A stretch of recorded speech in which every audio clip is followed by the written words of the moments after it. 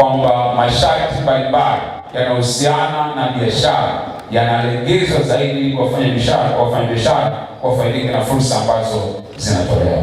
Lakini eneo lingine ambalo Mheshimiwa Rais aligusia ni ajira, kwa maana serikali kuajiri watumishi wa kada ya elimu 7,000 na watumishi wa kada ya afya 5,000, jumla ya watumishi 12,000 ambao wengi wao ni vijana waliotoka katika vyuo vyetu ambao walikuwa wanahitaji kupatiwa kazi. Matangazo yalitolewa, usaili ulifanyika na watu waliajiriwa, na leo tunapozungumza vijana hawa 12,000 tayari wamesharipoti katika maeneo yao kwa ajili ya kuanza kazi. Ahadi pia ameweza kuitimiza. Lakini sababu na hilo, aliahidi kupitia ilani ya Chama cha Mapinduzi kutafuta nafasi za ajira na kazi nje ya mipaka ya Tanzania. Mikataba zaidi ya 7 imeingiwa katika kipindi hichi cha kuhakikisha vijana wa Kitanzania wanapata fursa ya kwenda kufanya kazi ambazo ni za staa katika mataifa mbalimbali.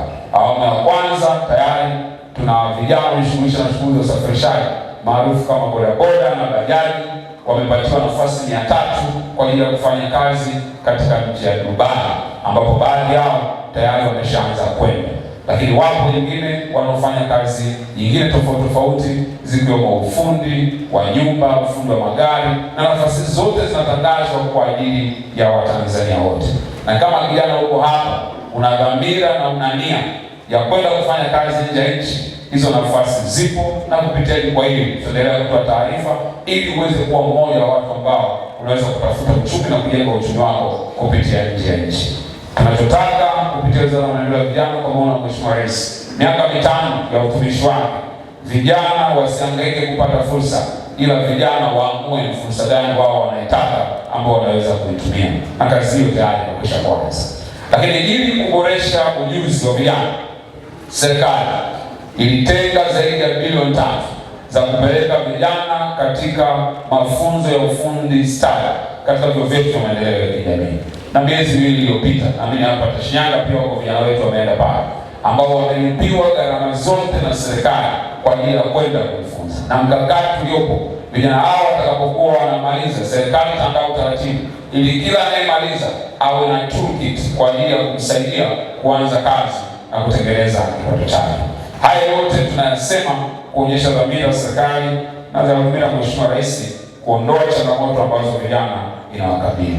Ningependa kutumia nafasi hii kusisitiza kwamba jukwaa hili ni sehemu ya utekelezaji wa sera ya taifa ya maendeleo ya vijana ambayo tulirejea na kuiboresha mwaka 2024.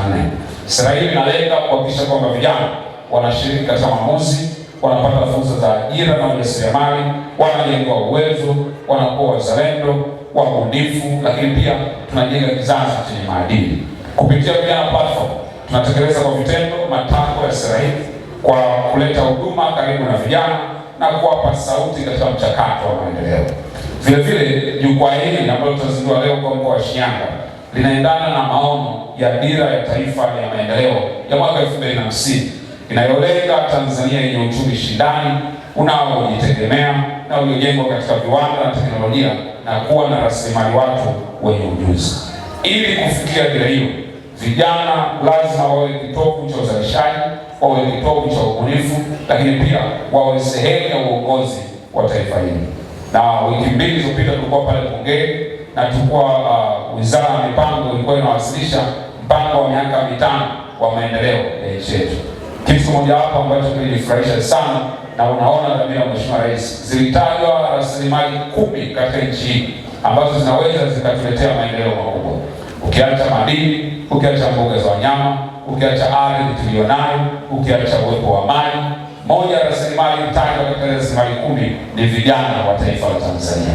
Kwa maneno mengine, hatuwezi tukabadilisha nchi yetu bila kuwekeza kwa vijana, na hii ndio dhamira ya Mheshimiwa Rais. Kongamano hili linaendana moja kwa moja na utekelezaji wa dira hii ambayo nimeizungumza. Kupitia Vijana Platform, sisi kama wizara tutaimarisha mawasiliano ya moja kwa moja kati ya serikali na vijana, lakini pia tutatoa taarifa za mikopo na mitaji ambayo inatolewa na serikali kupitia mifuko na programu wezeshi na taasisi za fedha ili kuhakikisha kwamba vijana wa nchi hii wanaendelea kupata usaidizi. mara baada ya muda wa wizara hii, ili kuhakikisha kwamba vijana moja kwa moja sauti yao inasikika. Tulizindua kituo cha mawasiliano pale wizarani, kinaitwa Vijana Call Center, ambacho kituo hiko kina namba 3 ambazo kijana yote anaweza akapiga kuwasiliana na wizara moja kwa moja. Namba hizi hazitumii gharama yoyote, hautachajiwa chochote, na leo tutazitangaza ili kila kijana awe nazo, ili kama kuna jambo unaona tunahitaji